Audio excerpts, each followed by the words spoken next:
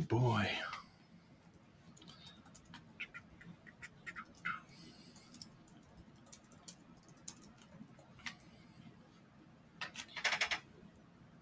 "20 seconds to air. 20 seconds to air." Oh, I didn't powder my nose. Where's my eyeliner? God, I'm so glad I have a face for radio. That's right.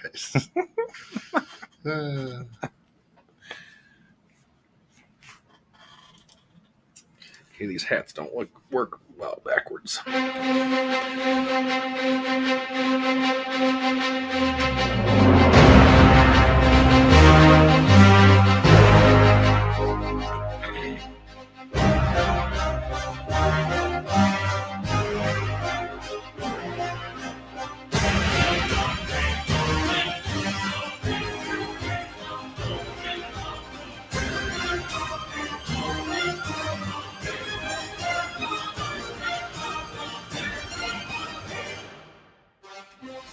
Welcome to the Bear Facts on Guns, where host Derek Baer and his guests are locked and loaded to educate, inspire, and yes, answer your questions about firearms.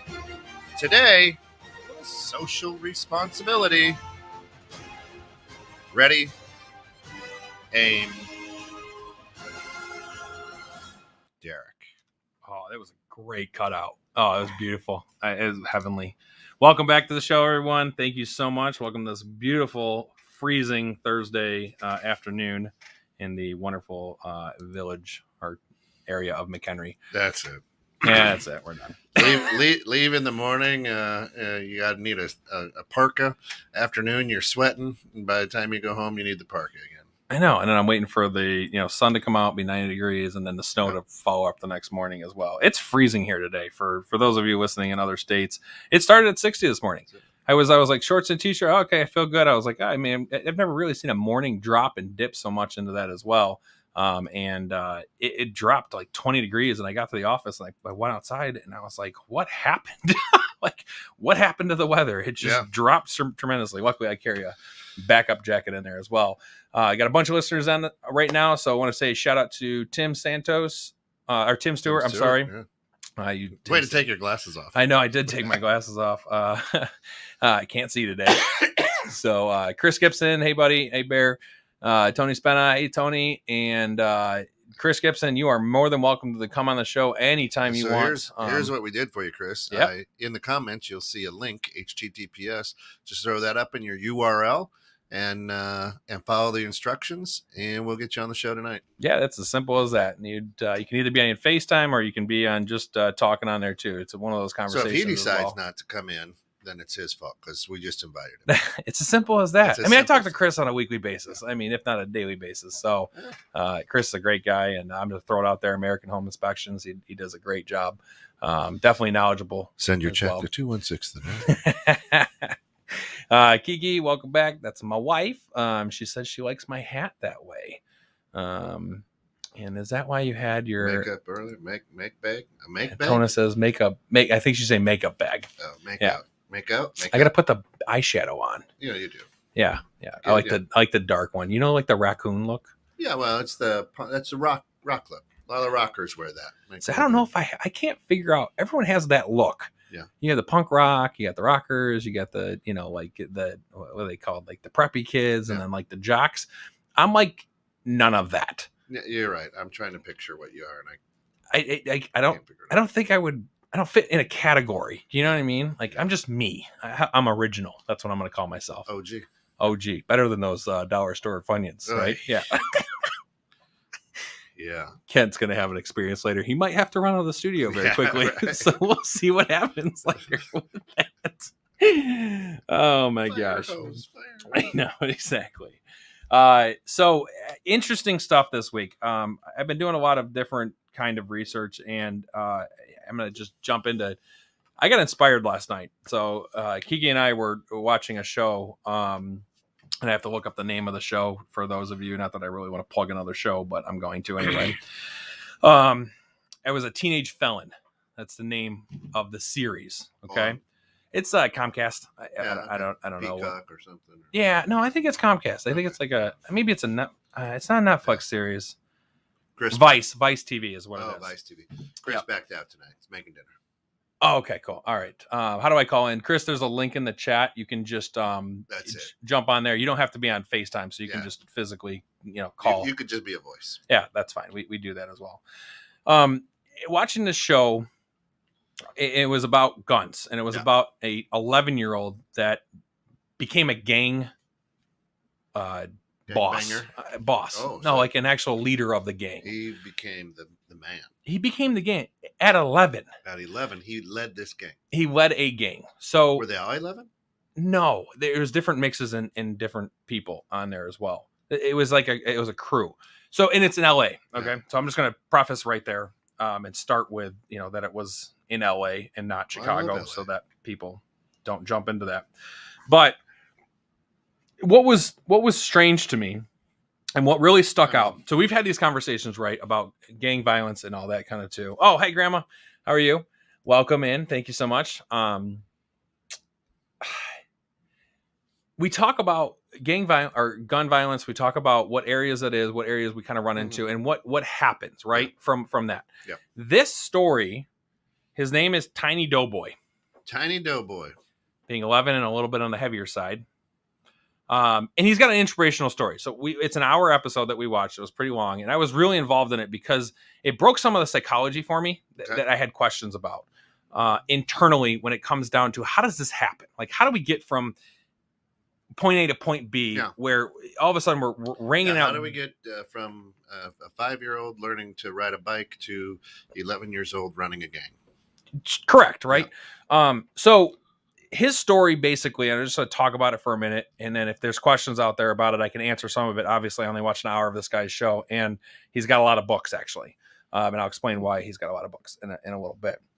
So his story started off with his mom was a part of a gang, and was in the gang scene and drugs and guns and money and cars and girls and whatever is what he was saying. And that's where it really started at. He got mixed up. His mom had to move to a different location. So in the city that he grew up in, LA, and I remember the town. I'm not going to try to get too much detail with this because there's a lot of information. Watch the show. He moved from the Crip side to the Blood side, or the Blood side to the Crip side. One of those. So he switched areas and where he lived. He wasn't involved in that at all. Oh, okay. But the other side knew he grew up on the other side. So he assumed that he was a part of the other Blood or Crip or whatever that part of it is. Well, and they beat the living crap out of him. At 9 years old or whatever. It was like 10 is when they was. And he was walking down the street from home after being a football. He was like into football and all that kind of stuff. And then that kind of started the decline of what it was. Now, what ended up happening is he wanted to get back at these guys. And how he got back at these guys is to rob them. At 11. Okay. So I want to process that for a second. You have a kid that's 10 or 11 or whatever age, that young, getting beat up. And his first thought process is, hey, by the way, I probably should go rob this drug dealer in his house. Right.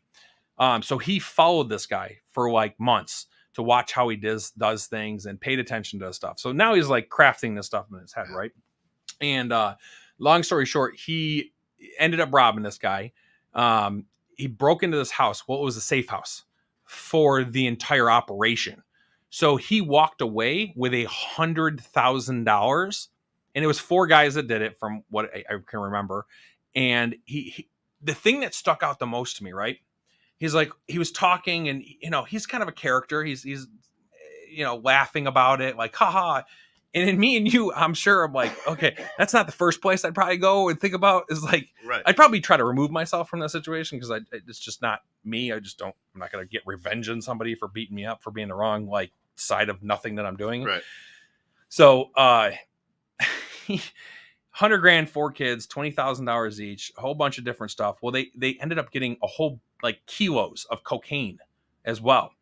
So he took the lowest cut of money versus taking all the cocaine. All his buddies wanted to go buy like jewelry and like the cool stuff and cars that at 14, I mean, it was like a 14-year-old and a 16-year-old that was with him and like another 11-year-old or whatever. And they all went to school together. So he rounded up 4 guys and became a gang and robbed a major drug dealer with 4 little kids. That's what I'm going to call them because they're 11. Right. I can't even call them young adults. They're just kids. And what he did is he sold that cocaine on the street with a profit margin that was way more than what the money that he was going to get. So he was already thinking business at 11. Right. That's messed up. The other thing is he's like, well, I just went down and got some guns. Whoa. Wait a second. Went down and got some guns at 11. At 11. How does that happen? Like, wait, you're just sitting on the side of the street. You get your buddies that have them. Like, how are you getting access? And I wish he would have dove into more of that, but obviously he's just, flew by it like it was a normal situation, which is flag number 1 that, holy shit. Yeah, right. This kid just got guns for no reason at all. And then the second part of it was he just stole $100,000 from a freaking drug dealer.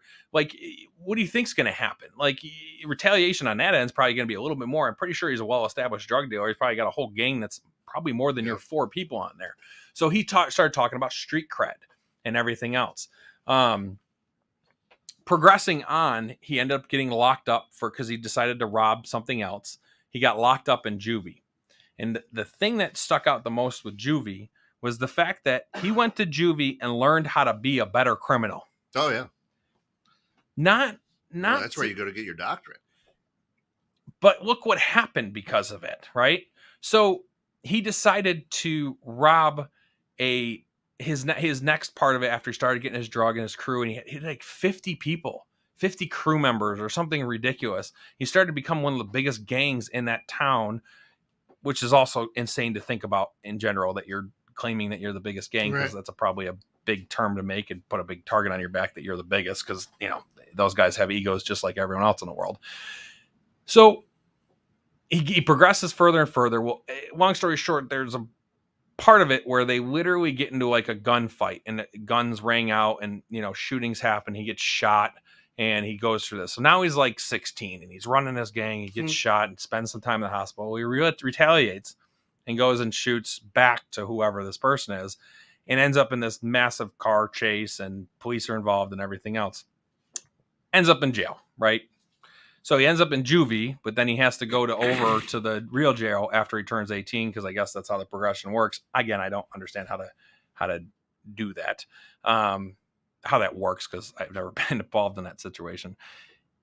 He gets first day in there, he gets in an altercation with another inmate, causes a big fight, punches a guard in the face, and spends 5 years in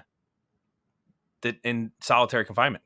5 freaking years. He sits there in solitary confinement. 24 hours a day. He's not let out of his 6x9 cell at all. 5 years. So what does this kid do? Writes books. Thousands of books in jail. Just about fiction. And he called it like something gang fiction or something, like a whole genre that he created. And so he got out of there. He cleaned up his life. He's now owns like a publishing company for kids. He owns a couple bookstores, and he's obviously portraying himself as a successful person.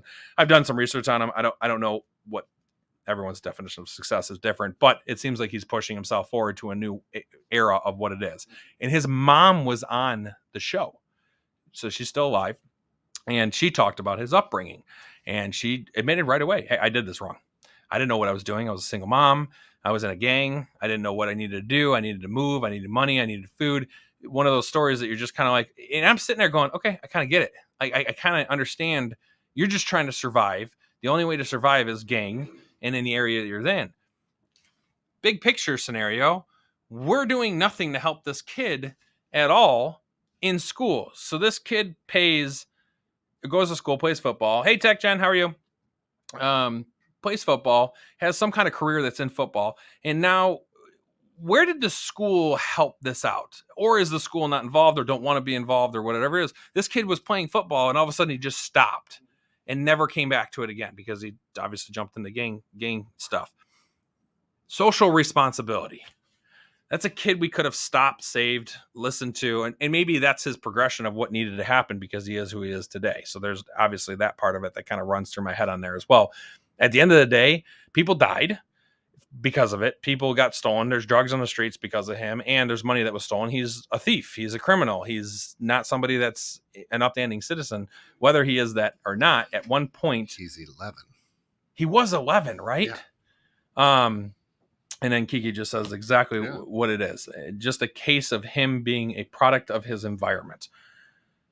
Social responsibility. Where does that stop? Where does that change? How do we change social responsibility in a village? So you can't go out today, Kent, being you, and find a gun within minutes. No, That's I wouldn't know I'd come to your house. But mine are all registered, right? So, and I have serial numbers on mine, and everything's legally done. So you would probably rob me to take one of them. Yeah. But it's not like you would be able to walk down the street and be like, "Hey, bro, you got a piece on you?" Right. Oh yeah, I got a 9 right here. Okay, it's $4.50, and at 10 or 11 years old, how do you know? How does this kid he's 11? How do you even know how to operate this thing? Grade for people. That's 6th grade. 6th grade. So your 6th grade kid. Just picked up a firearm and is about to create a very calculated. When did you start hunting? Young? I can't even. So his mom was in a gang. He's probably a little kid, and they're flipping around coke and guns, and he probably had a gun in his hand when he was 4 or 5. I mean, it's 100% right? Possible. Yeah. So the progression of, I guess, me understanding, right, to understand the other side of where people grow up and how things work. It just doesn't seem correct. And this kid dove into a very touchy subject for me. So he lived the other side of town.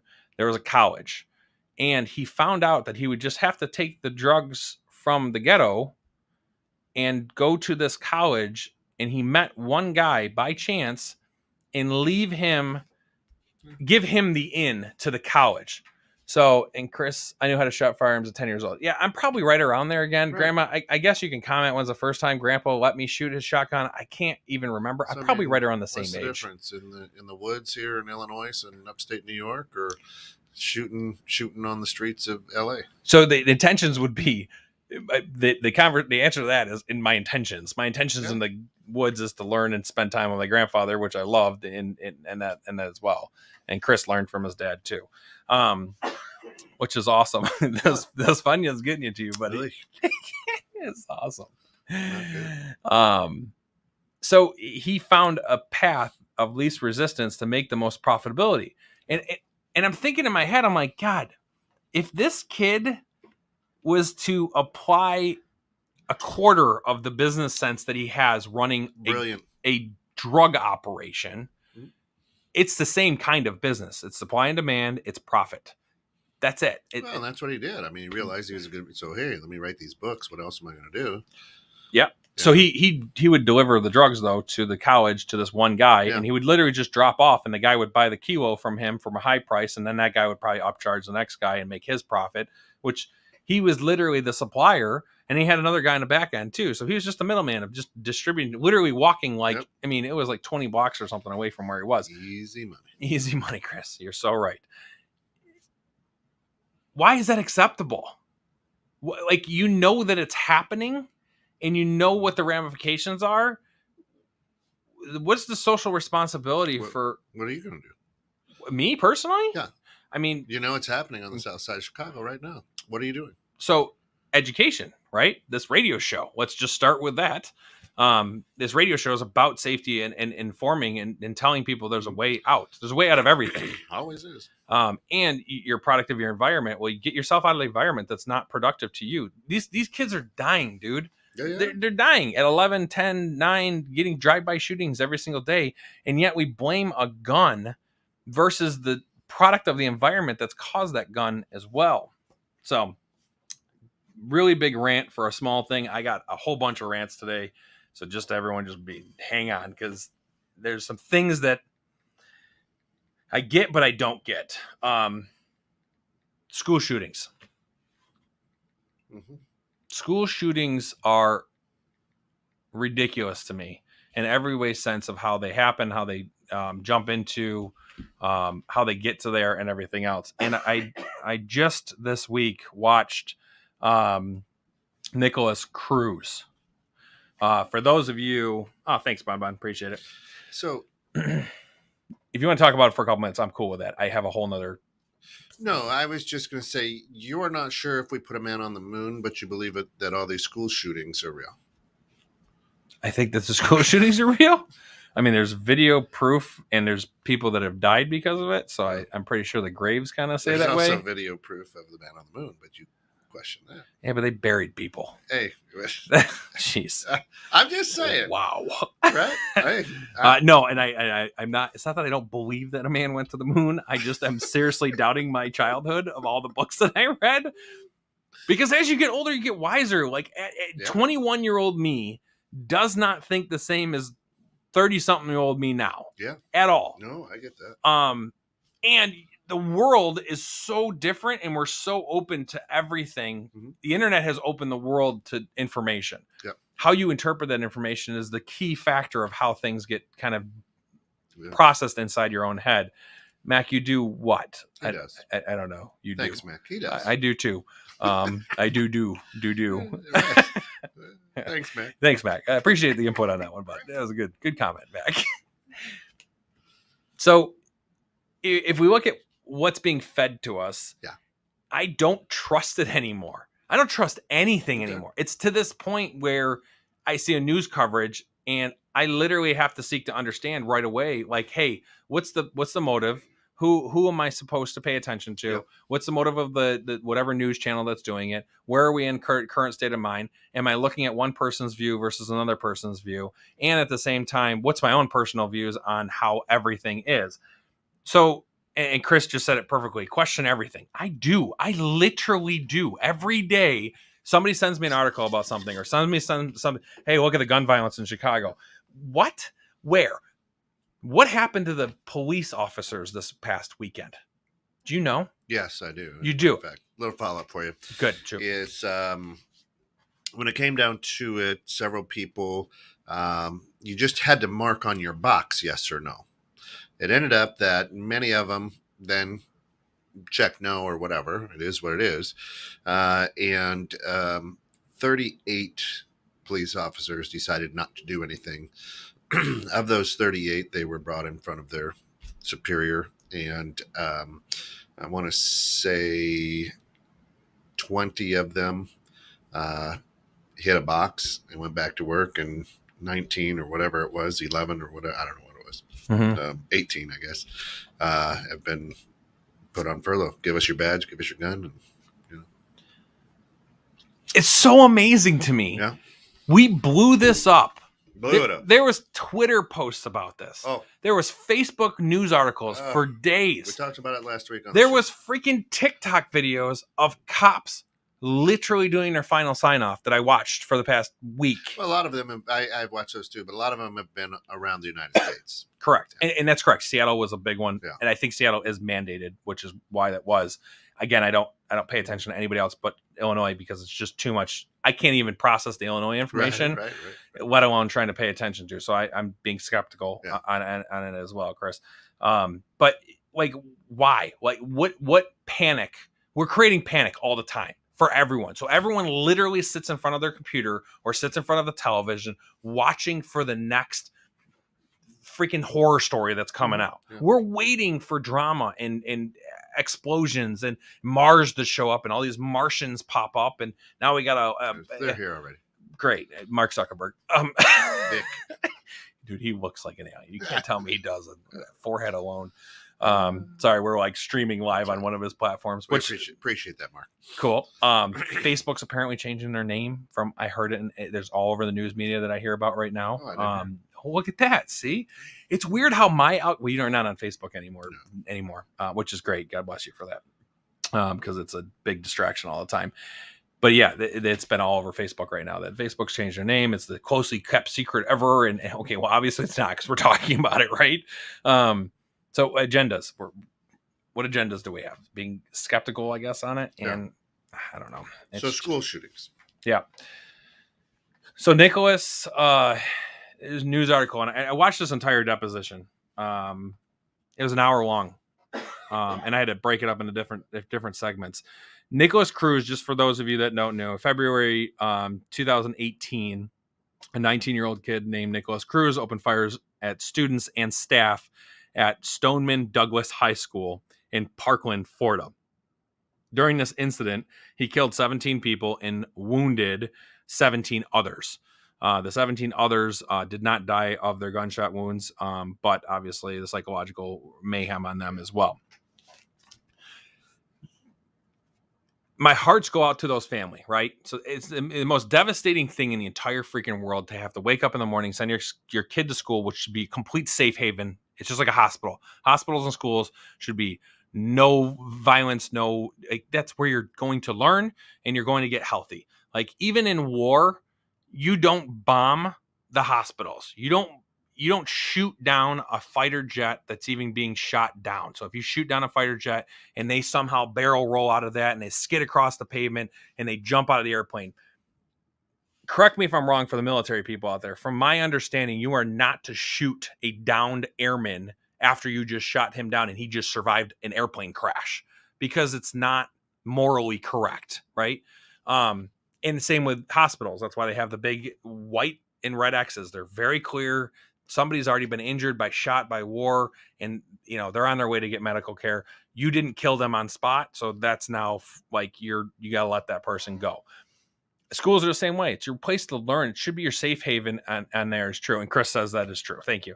I thought that was schools should not be anything. Now the schools that me and you grew up in, we could have a shotgun in our car. We didn't even think about bringing them into class, but we did to do show and tell back in the day. Archery classes, even shooting classes, from what Uncle Pete used to say in his schools. This Nicholas guy, I'm going to call him Mr. Cruz. Mr. Cruz took an Uber on February 14th, Valentine's Day, to school. February 14th, Valentine's Day.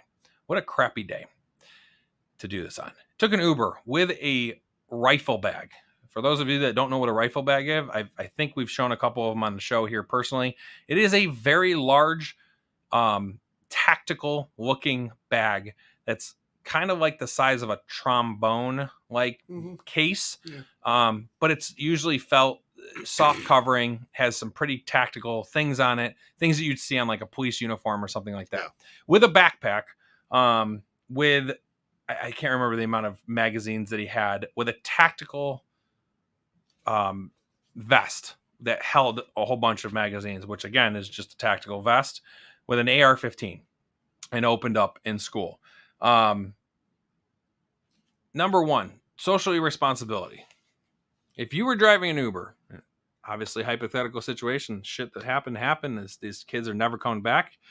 There's no way to fix this and anything else. I'm just trying to help understand the situation of how we got to this place. If you're an Uber driver and you pick up a kid that's 19 years old with a tactical backpack and another backpack that's got some tactical stuff on it as well with magazines, and your destination is a school, what do you do? What was the conversation? He gets in.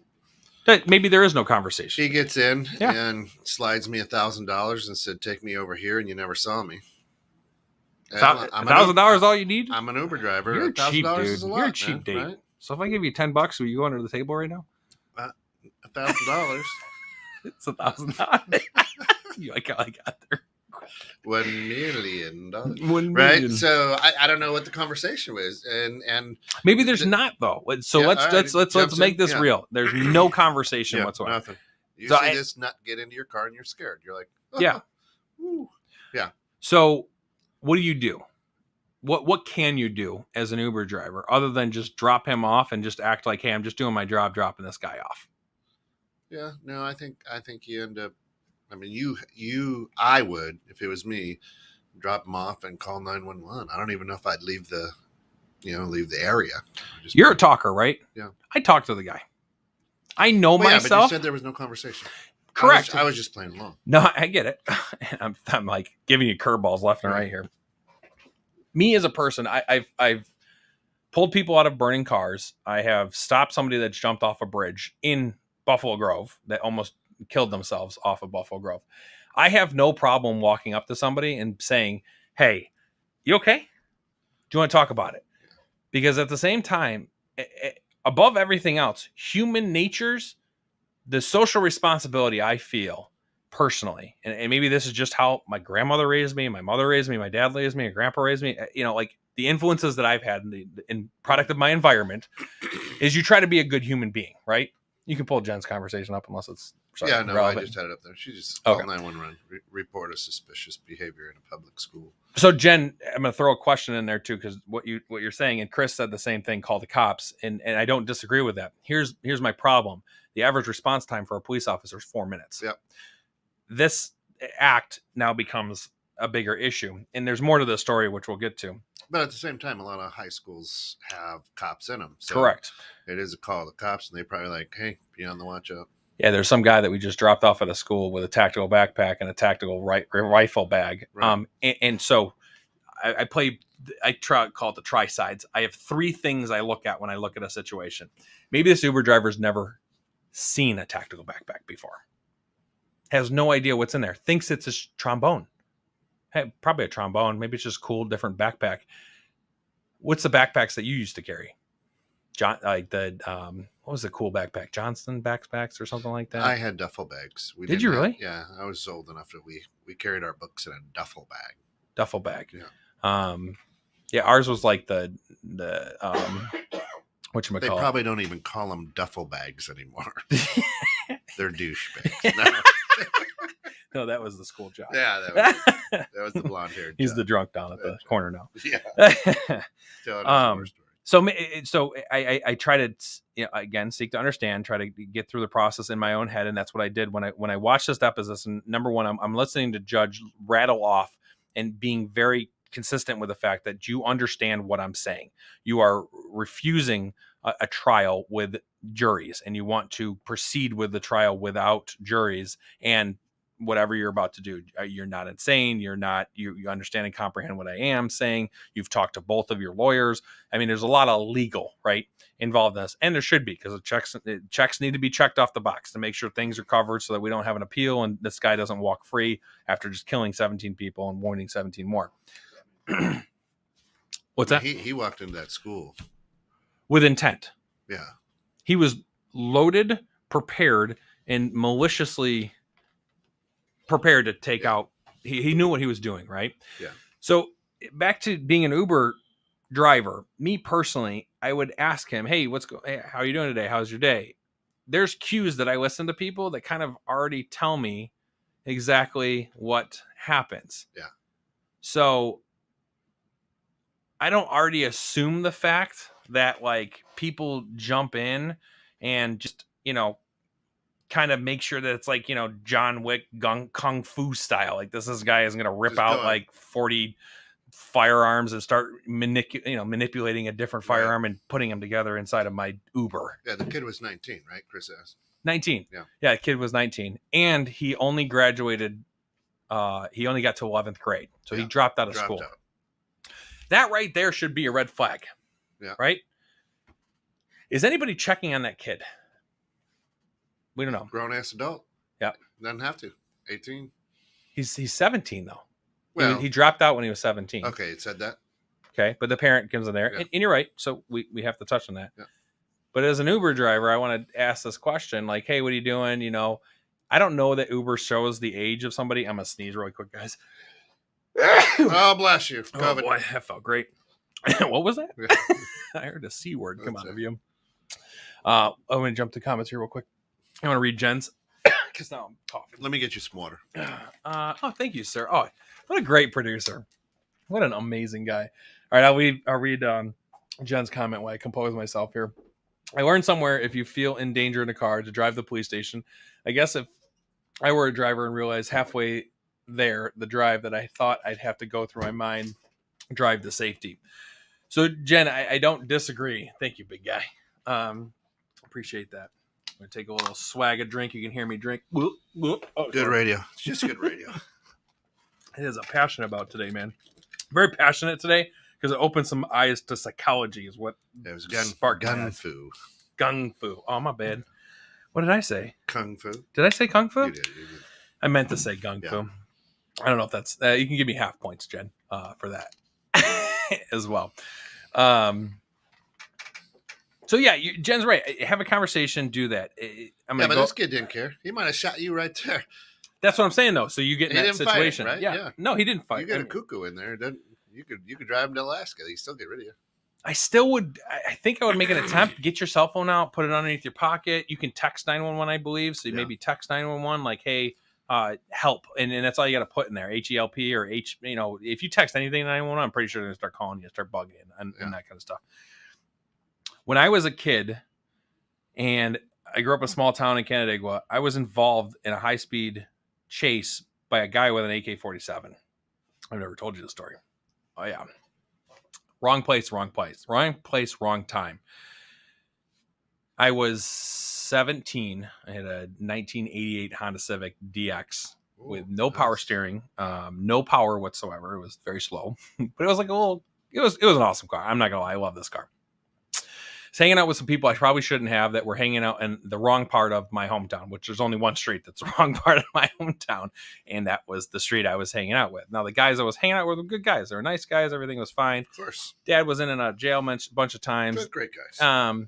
These are the kind of kids that you just walk up and you'd have fist fights for fun, to learn how to fight better. Yeah. It was my kind of crowd. Listen, I was going through some stuff, and we all make mistakes and learn from them, and I learned from them. Hugs, not drugs. Hugs, not drugs. Yeah, and drugs were never a factor in my life. I absolutely never did that as a kid, or an adult. Thank you for clarifying. I was gonna be like, well, I know. I'm coked out right now, man. Woo! I'm too fat to be coked. Yeah, by the way. Took a few bumps. Yeah, exactly. How do you know he's not a drug addict? There we go. He's over 100. Man, you're gonna make me go on another tangent, but I'm gonna stay focused on this. So we got my buddies in my car. We went to the McDonald's down the street. We were pulling through the drive-through, and this random car pulled up in front of me. And maybe it's me, but I've always been really well aware of my surroundings. I pay attention to things. I look for red flags. Maybe you call it paranoid, whatever, but at the same time, I just had a feeling, right? And the car that pulled up in front of me was I don't even remember what the car it is now.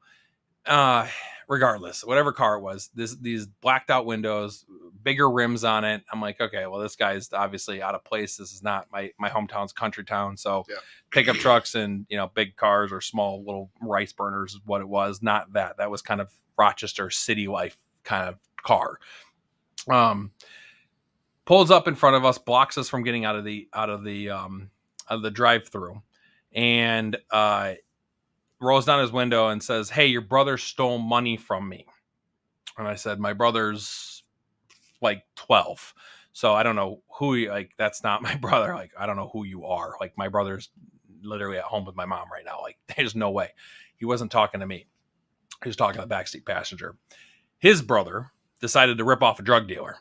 The drug dealer was trying to go after his brother, who was MIA, and now he was going after his brother, which was in my back seat. He then decided to flash a very shiny black wooden gun out the window. At that point, I dumped the clutch and got the hell out of Dodge. And exactly what Jen said, I drove my little butt off literally until I could get to the police station, which we were probably hitting 100, 110 and 30 mile an hour residential streets, skidding through corners, and his car was faster than mine. So he would pass me, flash his gun out the window, trying to make me stop. I'm not stopping at all. And I'm like 17, literally a kid still, petrified out of my mind, going, why the fuck am I in this situation? How did this happen? Fight or flight. I'm fucking fighting right now because I have nothing to fight with. And New York wouldn't let me carry or have any kind of firearms or anything else, so I just couldn't do anything. Pulled in the police station. There's no freaking cops there. None at all. I ran up to the door, pulled on the door, and the door was locked, and there was nobody home at the police station. And so it rang the buzzer, and at this point, I saw him pull on the main street, and he saw that we were heading to the police station because the courthouse was there, and he turned right and took off down the street. Found the guy who he was. They arrested him. They found the AK-47. They found that it was loaded and it was ready to go. Scary moment, right? Product of your environment. Luckily, I got out of that situation and learned a valuable lesson of who I want to hang out with that puts me in shitty situations and, that aren't my fault, right? If I would have died that day, what was the conversation? Well, Derek was a good kid, but, he was in the wrong place, wrong time. Literally nothing I did that day should have equated to that as well. How did this happen? How do we let somebody who drops out of high school shoot up a school, take an Uber, get access to the school, walk through the school? Because in the dispute, they called the code red, but it hadn't been trained enough where there was panic. And that panic led to more confusion. And the confusion was like, well, what's code red again? Oh, code red means active shooter. Oh, shoot. Now every second counts in those situations. And where was the deputy on duty? This dude got away. What year was this? 2018. 2018. Recent. Yeah, recent. Very recent. Okay, recent. Mm-hmm. After other Columbine shootings and everything else that have gone on. I don't know that there was a cop there. I don't know if the school is. I don't know Douglas High School. In 2018, most of them did. I mean, they were became standard after. As they Columbine. Should. Yeah. It was standard in my school back in the day. We had a dare officer in our school, and they talked about drugs and how bad they were and all that kind of stuff as well. And he was great. His name was Officer Friendly. I still remember to this day. He was 6'7". He was a huge dude. Everybody's was Officer Friendly. It's so weird, right?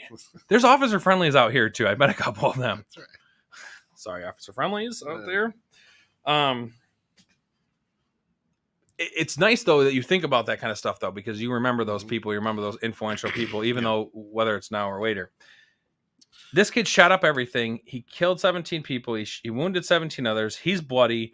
He leaves with the kids that are shot and gets out of the school. And they catch him within an hour. Like they caught up to him and they caught him.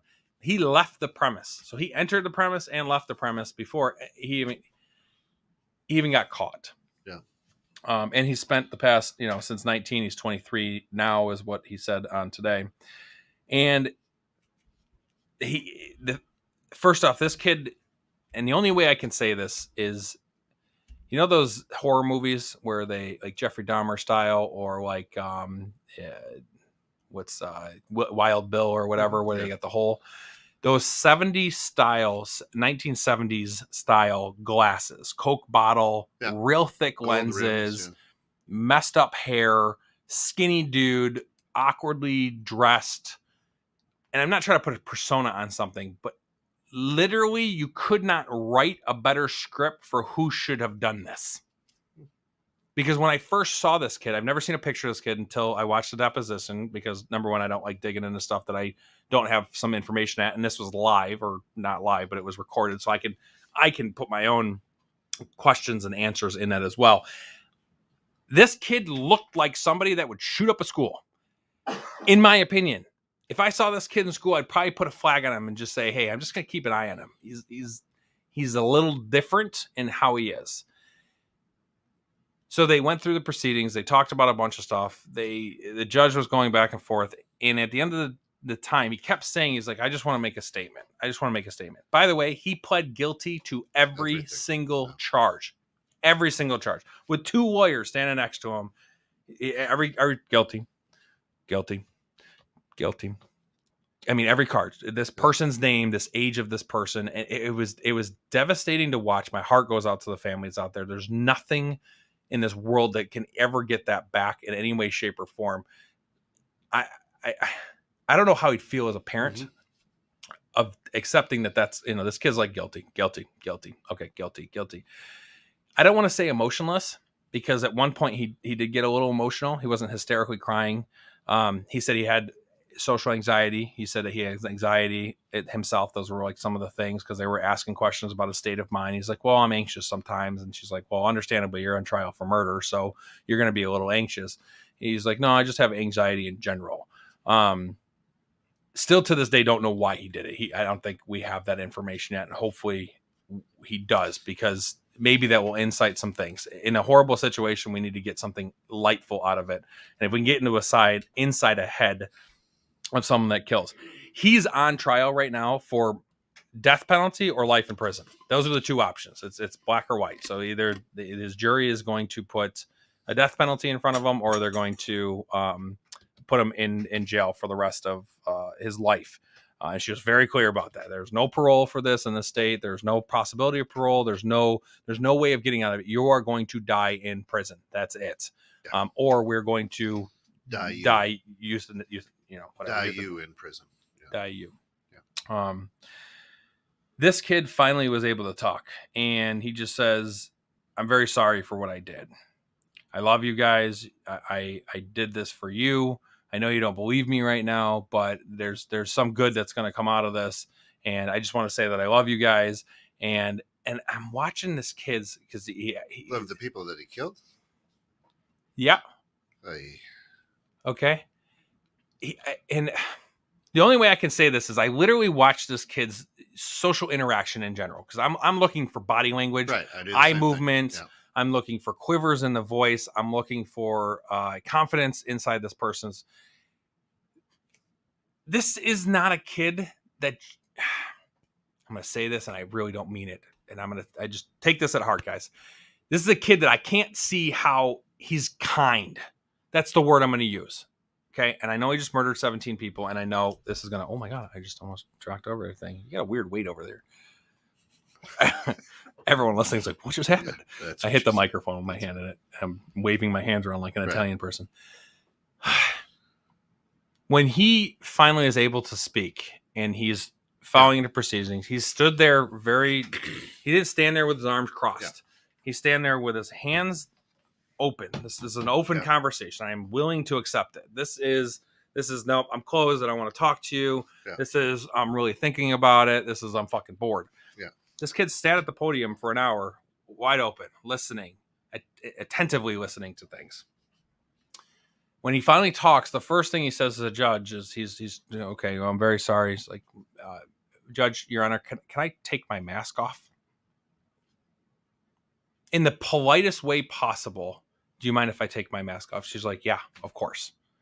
And he's like, okay. So he pulls it off, and he's got it hanging off one ear, and he bends real down, gets real close to the mic. I'm very sorry for what I did. And he starts to go into this conversation. It was only a 2-minute conversation about it. A sociopath doesn't act that way, right? Well, I think a lot of them do. You think that they're apologetic, sure, sincere, kind. Those are the words that come out of that stuff. Sure. Or you think that they're manipulative? Because I think of a sociopath as somebody or a murderer who manipulates situations, that's able to talk their way out of almost anything. Yeah, but at some point you might just be like, there ain't no denying this. So here it is. What do I have to lose? Okay. The other thing that he said, and it was interesting, and they spent 10 minutes clearing this up because he had said this. He said, I think the victim should choose what happens to me. I think the victims of the family of the victims should choose what happens to me, not a trial, not a jury of my peers. I think the family should do that. Suicidal that's the first thing that comes to this kid wants to die. Not necessarily. See what I took from that. Okay. You just said, and what you just said is, you're mad at me for taking your kid's life. Punish me. Nope. You're going to have to take mine. Can you live with that? So is that spin off, right? So more of a manipulative type thing. Like, you got to live with it. If not, I'm going to live the rest of my life in jail.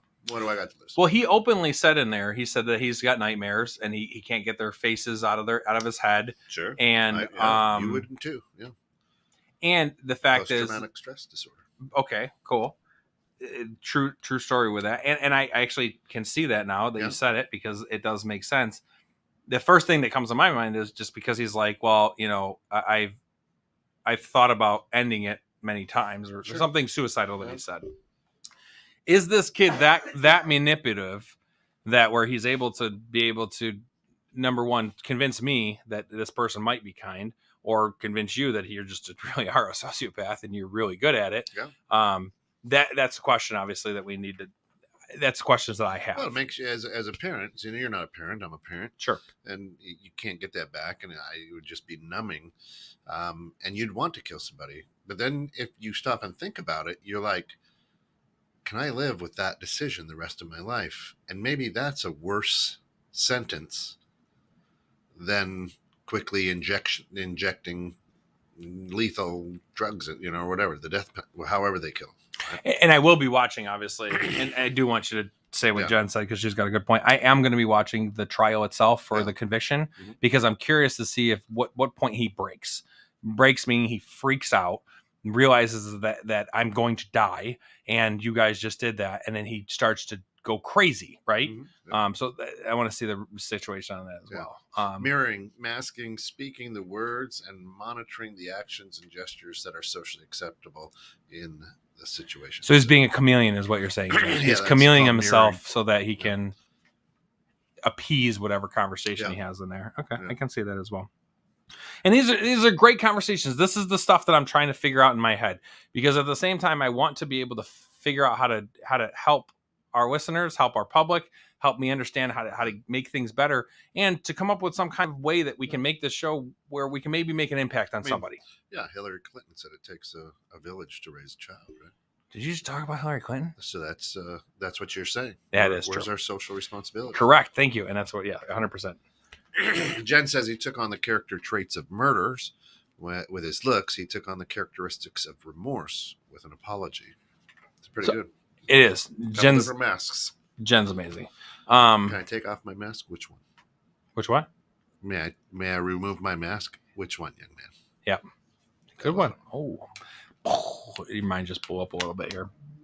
We're getting deep today. Told you I've been on this all week trying to work on. So the nowhere in this did it say where he got the gun or anything of that nature. Nope. And they made a point about the AR-15. From my understanding, the gun is not on trial. No. May be there as evidence, but is not on trial itself. Sure. Yep.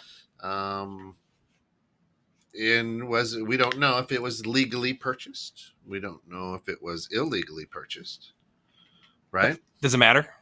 You made that comment last time. I know. And Doesn't matter? I'm glad you remember that. I do. It doesn't matter, right? Gun violence is gun violence. Gun violence is gun violence. But what could this kid have done without that firearm? This kid had a plan and a mission. Right. What is it? 11. There's always 11 points in any crime where it could have been stopped, turned away, or whatever, I think. Swiss cheese model, baby. Right. Swiss cheese. I love the Swiss cheese model. Right. I talk about it all the time. Any adverse reaction or adverse event that happens in someone's life, there is a Swiss cheese model that could have been rendered and stopped. 11 points to be able to get walk out of your house waiting for that Uber and you're all tacked up like that. Yep. I'm turning my Uber light off and driving. Yeah, I'm turning away. I don't need this money. This guy's freaking weird. Right. I don't have a good feeling about it. You ignore the feelings and you allow the Swiss cheese to continue through. And for those of you that are listening and can't, I mean, obviously we can talk about it. A Swiss cheese, if you look at Swiss cheese, the holes never really line up all the way through. Right. There's a bunch of different holes that are in different categories. And what Kent and I are talking about is when you hit 11 points of those holes, you have passed through the Swiss cheese, which means death.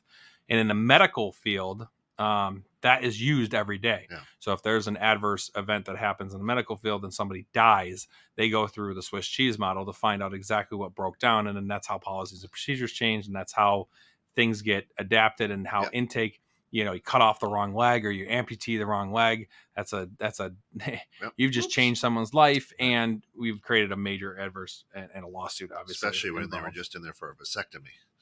Yeah. You removed the wrong leg. Yeah, whoops. Jesus. Oh, Lord. Awesome. All right. We're going to go down a path with that. So I'm curious what people have. Email me, Derek at the Baer Facts on Guns. Yeah. Weigh into that as well. If you ever want to join the show and have a conversation about things like this and how to bring you in remote, or stop on by, and we're open to those conversations as well. So he killed how many? 17. 17. And wounded 17 more. And wounded 17 more. Yeah, but those 17 more did not die from their wounds, I guess. So that's a lot of bullets. That's a magazine change, by the way. Yeah. It's a couple magazine changes on there as well. Here, Jen has a great conversation that I can have an immediate conversation. She says, what if there was the technology to discover what gland or portion of the brain was not functioning properly to bring these horrific actions to fruition? Brain scan. Do you think that it would be a good world to live in to say, what if? What if the FBI busted on this door right now? No, guys, it's open. Exactly. And said, Kent, we're arresting you right now. For what? You're going to murder the president in 5 years. Yeah. What? We're a non-political show. I don't have values like that. What do you mean? Well, your brain scan says that you have a tendency to murder presidents. Yeah. Would that be okay? Is that acceptable? Would you? Thoughts and opinions of this show. I know. No. Seriously, it's getting deep today.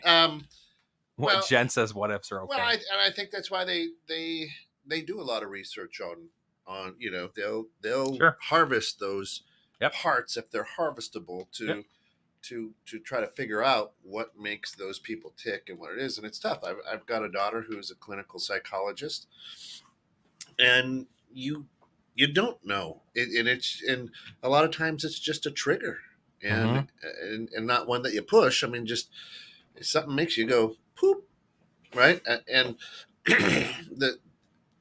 the social responsibility that I would have is, I think it starts with the media, and we're part of the media here at 21/6 The Net. Sure. But if everything that I show, if it bleeds, it leads, is the glory. Yeah. Instead of, hey, look, we just put another man on the moon, Another? And, those type of things, if that's the social responsibility. Being a good person. But that's not what gets the attention. You look at the WWE, right? Everybody loves the heel. Yep. When you research a business, do you look at the negative reviews first or the positive reviews? And probably you're going to be a caveat to that, but yeah, go ahead. Yeah, no, I never read the 5 stars and I never read the 1 stars. Go.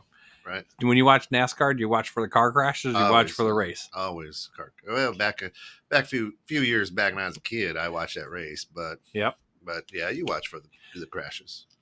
So we're waiting for the catastrophes to happen. And the media has figured out that sells more ratings. It sells more things on there as well. So that's where the social responsibility may start.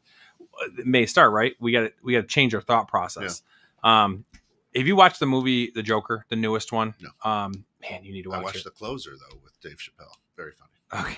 Okay. You watch Cop.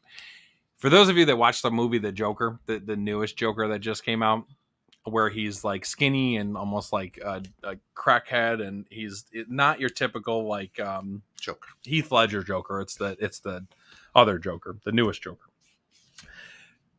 You watch the degradation of a person and how you almost get that feeling that, man, you feel for this guy because he's been beaten up, he's been beaten down, he keeps getting beaten down, he's got no luck on his side, and everything continues to happen, and you really have issues with, okay, now this person's a bad guy because we forced him to be a bad guy. Yep. Comes from bullying, comes from kids, comes from schools, parenting, and you said it beautifully. It takes a village to raise a kid. Part of the reason why my wife and I don't want kids is because of the world we live in. I don't know, and I commend you, and you're an amazing dad. You really are. Your kids are great. Your wife's amazing. You try really hard to do the right things. You try to give them the right advice, and obviously, it shows because you have good kids. Jen, the same situation. I love the interaction with their daughter and Mike and Jen, and just it's incredible to watch that. You should see the other 16. What's that? You should see your other 16 kids. Who's Jen's? Jen's, yeah. Wow. They haven't told you that story. No, they haven't yet. It was like where do they keep them? Just trust me. So, that might be a different show. It's a whole nother episode. Tech Jen's going to be on the show with her 16 kids. It's going to be a wild one. That's it. It starts there, though. I feel like you could complain about the first world problems with not having the right bike and stuff like that, or not having the right toys, or Jimmy's got this toy and you don't have this toy, and Xbox and 360 and all that shit. The morals of a person is do unto others as you wish that you'd be done to yourself, right? So that needs to be amplified times 50. But again, that's not a good news story. Hey, Jimmy won the spelling bee contest. When's the last time you've heard about the spelling bee? Right. When's the last time you've heard about the honor roll? I remember when we used to drive around town. My kids are on the honor roll. Great. I don't put a sticker on my car. I don't like stickers on cars. Why do you have a giant sticker on your back window? Just kidding. It says something really different. Hashtag go Brandon. Hashtag go Brandon. That's awesome. Oh God. All right, we're in the last minute. We better. We're gonna call it a quit here. Thank you guys for joining. Appreciate the show.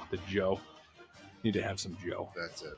Hey, you know what? Here's an idea. Come back tomorrow morning at 6 to 7. Let's go at 6. Yeah, buddy. Tune in to Mary Catherine's Power Hour, followed by The Grinds, followed by Bridging Civil Tension, followed up at noon, The Bear Facts on Guns. Ooh. How about that? Okay, cool. And then Nice. Tune in, of course, late at 8, or 1 for the Neighborhood Pulse, 3 for In the Know with Steph and Joe, 8 for the Dream Home Experts. Not live, just one of their shows queued up, ready for you. Because that's what we do here on the radio station. It's amazing. Hey, for all of us here at 21.6 The Net and the Bear Facts on Gun, thanks for getting caught in the net with us tonight. Enjoy, and remember, where's your social responsibility?